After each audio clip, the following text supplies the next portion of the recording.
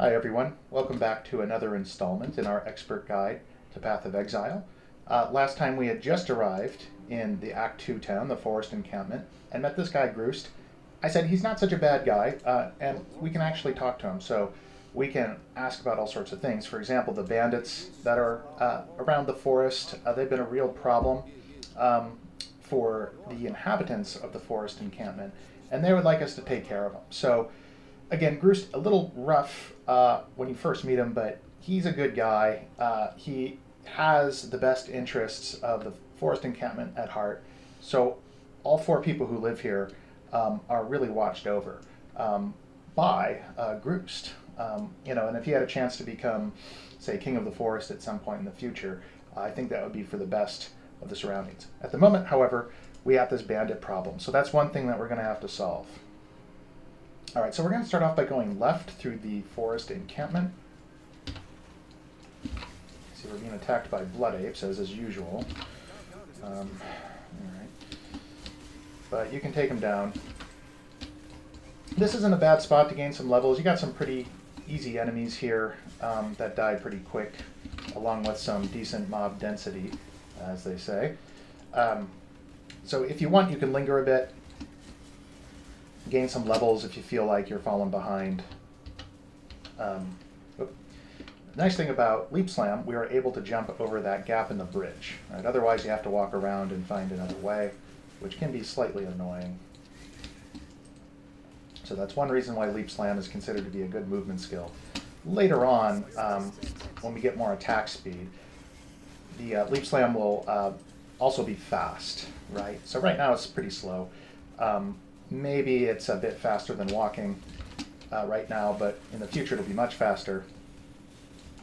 And for the present, it is still very useful in order to get across gaps of various kinds on different maps. So that's more expert advice for you.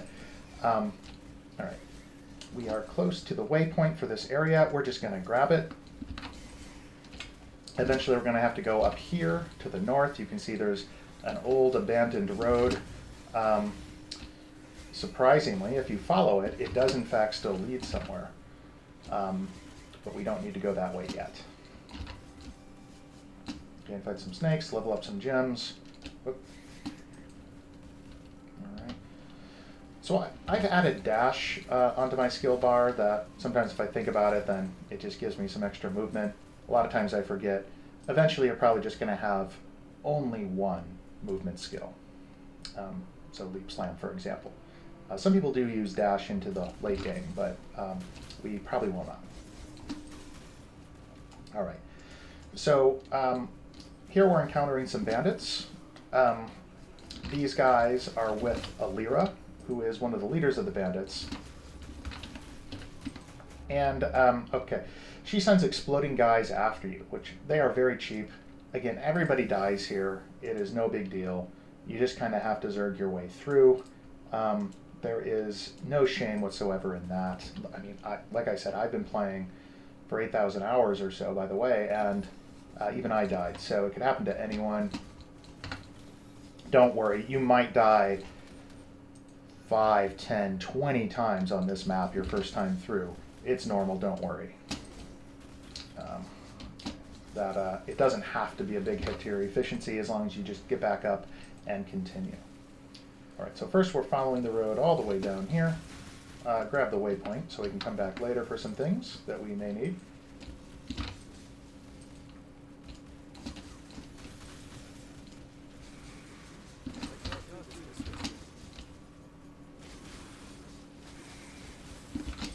Okay, wow, that's fun. And portal scroll, those are always highly valued.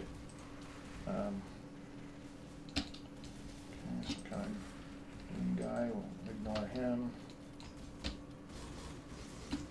All right, so we're trying to get up here to Piety's friend. So we're going to come up basically on the gate that she had locked behind her back in Act 1 with all the spikes.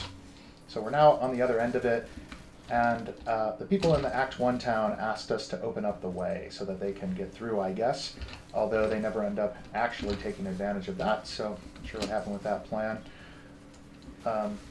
Maybe in PoE 2 they'll address that, who knows.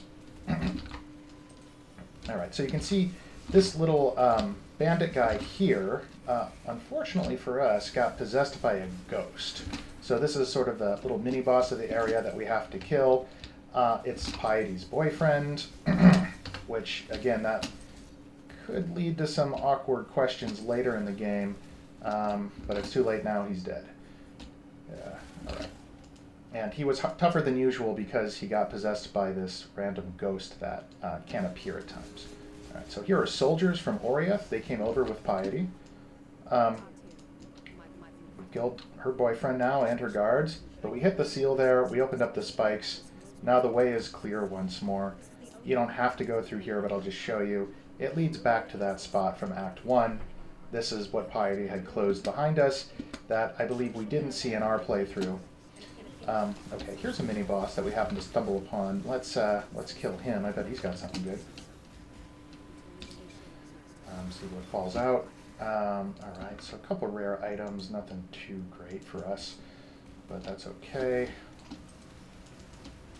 And I'm just killing some extra guys here because, frankly, they deserve it after what we've been through. Yes, these are the sapient goat people, but you saw it attacked first, so it's okay to kill them back. Okay, so I'm now going to use a expert trick. Exit to character selection, because I want to go back to the town, and then I can just log back in as my expert duelist. And look where I am. I'm in the town. So I didn't need to waste a portal scroll. Alright. So Bruce tells us he's seen some bad guys that have gone this way, and he wants us to go check it out, and I'm happy to do it for him. He's a nice enough guy. We got some passive points. Let's spend those. Alright, so we'll go up, take this notable passive, Warrior's Blood. So we regenerate quite a bit of life per second. And we get some strength and increased stun threshold. I'm going to continue to try and get these melee nodes up here. So we got some more life. All useful stuff. Talk to Groost, sell some things. So I'm not going to use that kind of simple robe. It's for casters. It's an intelligence-based and more strength, dexterity-based. Same with the Iron Circlet. And this knife is a rune dagger, which isn't really designed for our playstyles, so we shan't be using that. All right, so I'm going to drop some of my currency here in my stash. We do have one essence to use, and it adds fire resistance to equipment. So let's see if Groost has anything for sale that we might want to use. So that weapon requires level 21, can't use it. Requires level 20. Alright, so the stuff he's selling we're not quite leveled up for. We need to gain a couple, and then we might come back and give those a try. Let's see, is there any armor that we might want to check out? So what you're looking for here are items that have the color sockets you need and links. So for example, this is a 3-link, so it would be useful, but does not work for our skill, so we won't take it. Right now there's nothing I really want, so let's see, let's head out this way. You can, if you want, do some things back in the area we just were. It's out of line with the story, but you can do those fast when you're over there.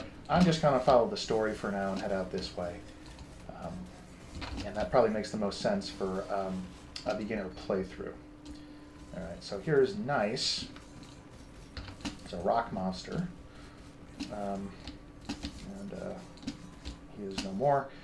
Let's see, there aren't any skill gems here that I would especially want right now, so I'm just going to leave them. An early trap is filling your inventory with skill gems, right? They're a different color, they look valuable. They're actually not usually worth picking up. You can buy just about every skill gem you need, with a couple exceptions of things that we'll talk about later.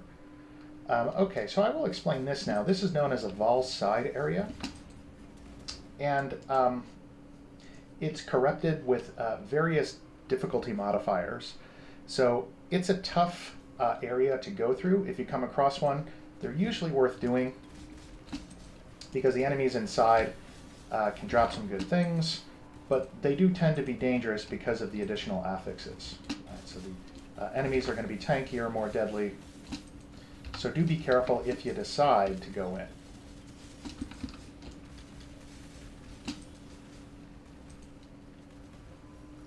Okay, and here we are at the end of the area. Okay, this guy's an annoying one because he's got this bubble that you have to get inside in order to hit him, but he's allowing it, not moving around too much, so that was nice of him.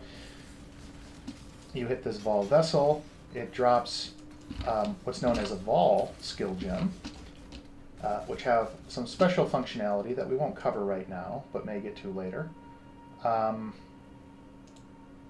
There's a Scroll of Wisdom. Now usually, I guess this is too low of a level, but later on some fragments will drop from those vessels that you can use once you get all the pieces to fight a boss in the end game. So again, that's something that we'll get to, but it will be quite a while before we have to worry about it. All right, so is there anything I want to take here? Not really. So, okay, so that wasn't especially valuable for a side area run, but it was worth the opportunity, worth taking the opportunity because sometimes there can be very useful things, and we did get that Vol skill gem.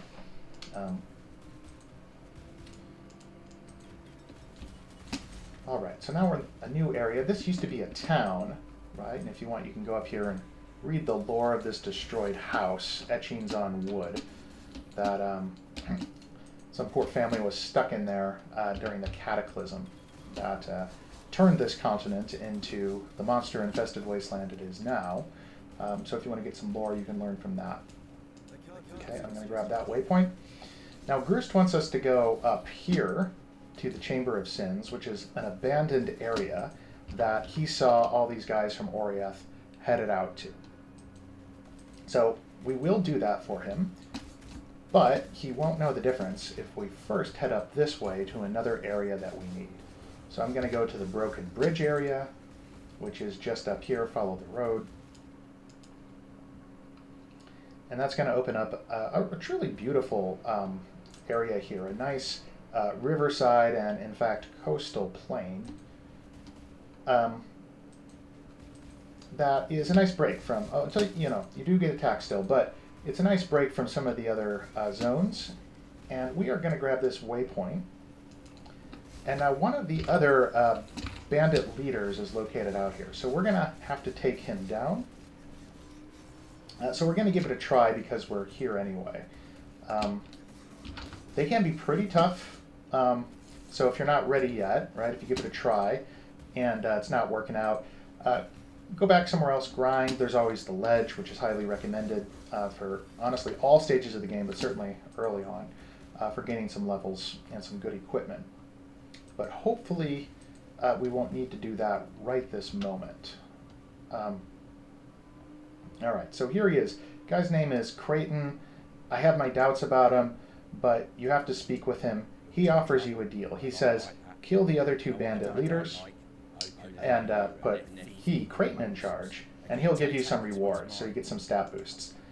So you can see, he gives you, if you end up siding with him, some attack speed and cast speed, a chance to avoid ailments and movement speed. This is usually considered to be the weakest of the three options, so almost everyone kills him.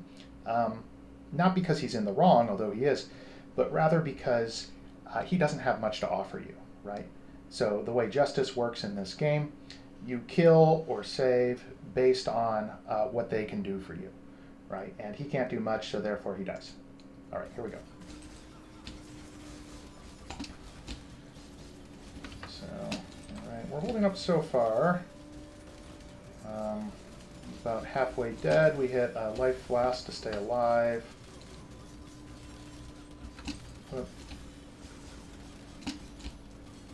Or we got steel skin on our right click, which means every time we move, when it's off cooldown, you get some extra protection from that. And we took the guys down. All right. That was pretty exciting, I think. And that's one of the three bandit leaders taken care of. We take his amulet, portal scroll, and I'll take a stone hammer to sell. Now, we need to go back to town. I'm going to use a portal scroll. I got 9. That's a decent number, so I can afford it at the moment.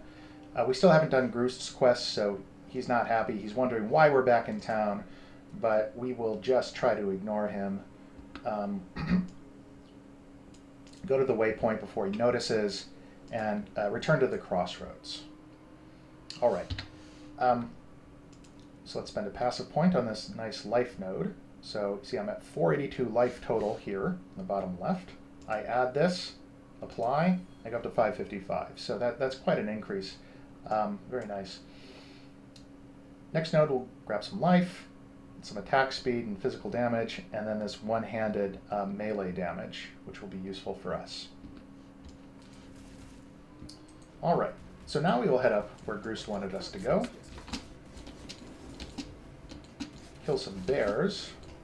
Unfortunately, it's the case that the wildlife, because of the cataclysm that happened hundreds of years ago, or thousands, billions, I'm not sure, much of the wildlife was corrupted. So it is sad, but again, you don't have much choice. They attack you. You kind of have to kill them. Plus, there is stuff inside of them that you can equip to your person to become stronger. All right, so we enter the Chamber of Sins, level 1. Now, you remember I mentioned before that there's something called trials that we'll have to pass, 6 of them for the first ascendancy level. One of them is in this area, so if we come across it, we'll do it.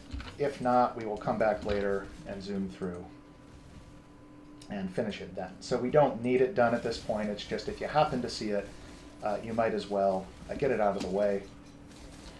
It's actually quite a fun mechanic with some spinning saws and some puzzles and things like that you can't see in the dark. Quite enjoyable to try and solve those problems while you're getting sawed down. I'm not sure why you're dying in the dark.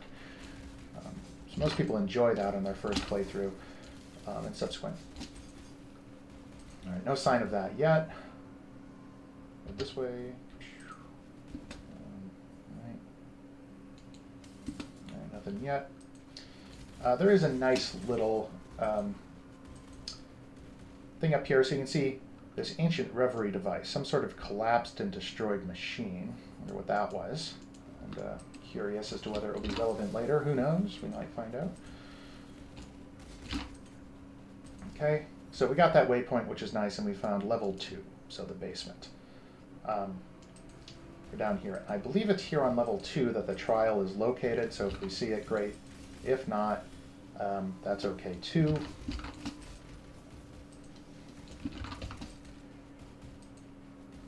So we're following Piety, our former friend from the island on which we used to live, and we'll see if she shows up near the end of this. All right, so we found the Trial of Ascendancy.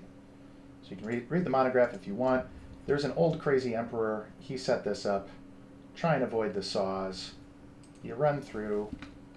Sometimes leap slam is useful. Try not to get killed by the skeletons that shoot electrical spiders at you or something. We're going to hit the switch. That momentarily stops the saw. Gets them on a different rotation so they're not right next to each other. Easier to run by them. You can also jump over them. Not like that. Again, might as well try the switch. Hit it again, open the door. I've got the saws slightly out of sync, so that gives us enough room to run past them. And, oh geez. All right, so grab this. Okay, so we hit that ascendancy plaque right there, and that's what you want to do. That completes this ascendancy trial. We got 5 more to do, and then a big labyrinth to go through later in the game, so we don't have to worry about that for a few acts. Now, I've already completed these because I've played it before, so I could actually go ahead and do what's known as the labyrinth as early as Act 3, I believe. But I usually wait until Act 5, or at least Act 4, because then it's easier to just run through. But again, nothing to worry about at the moment. So we're heading this way.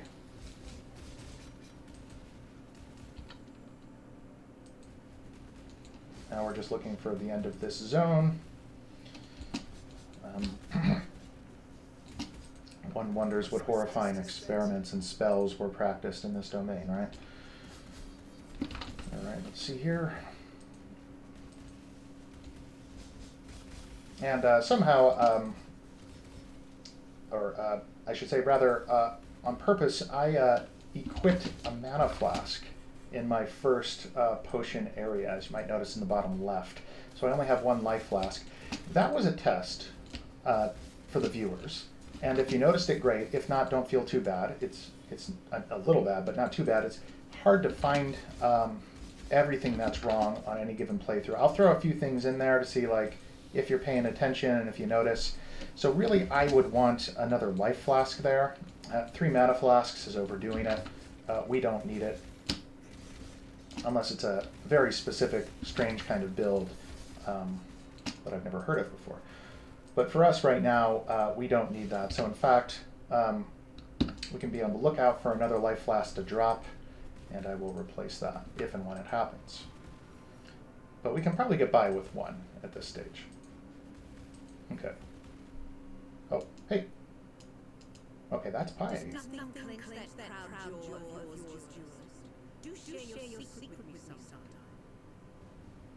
So she appreciates the duelist and his strong jaw. Clearly there's some subtext there. They know each other. Oh,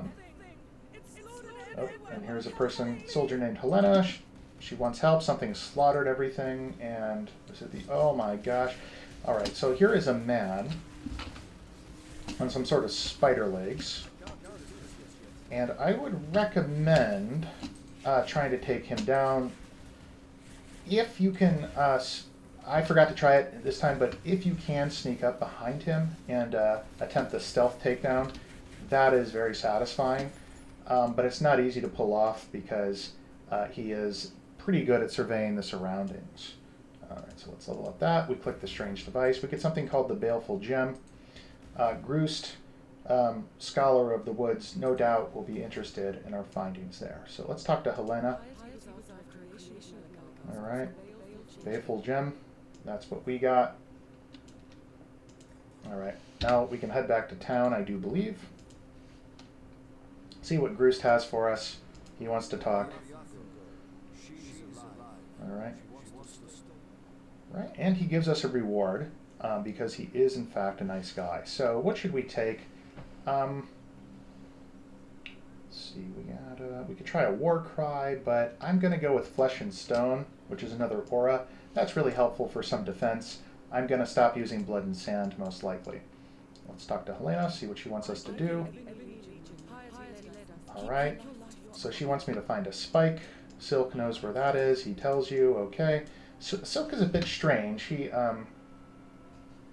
has some problems that we will see in later acts, but he's useful at this stage. All right, so I'm going to put my Flesh and Stone right there. Going to talk to Groost, see if we can purchase some of those nice items that he had. And we can now, okay, level 21, 12 to 35. 40. Ooh, this has 20% experience, so I'm going to hold that. I can't quite equip it yet, but we are going to try and turn that into something. All right, meanwhile, we can sell these other items that we don't need. We're going to go up to Silk, no, Ina, who sells flasks. Replace our life flask issue with a greater life flask. So put that up there. Going to get rid of the mana flask. I'll still keep 2 to help me, but having 2 life flasks is very nice. Drop off some currency in the stash. These 2 quest items I'll put up here. Might as well start leveling this Val Shell. Put this here. And we'll hold on to the rest of that for the moment. Okay, So I just want to equip the Flesh and Stone. I can't do that in town, so we'll head back to the 2 riverways to demonstrate. So let's see, my Blood and Sand is here. I'm going to stop using that. I have the room, so I'll just throw it up here for leveling purposes. But we're not going to put a Flesh and Stone in there. And I like putting that on my mouse 4 button. As you can see, is right here, Flesh and Stone. We already have War Banner running, still is helpful. You click this, and I'm in Sand Stance right now. It does some blinding, which is useful.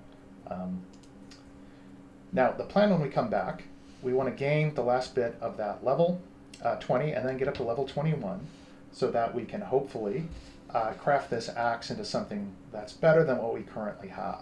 So what we currently have is doing the job, but that won't be the case for much longer. Okay, so zoom in, we'll say hi to the pets. Hope you learned something. Again, it's a lot of information. Even if you can take 20% of what the video covers, that will really help you on your way to becoming an expert in your own right in this truly complex and mysterious game. Okay, thanks for watching, and I'll talk to you next time.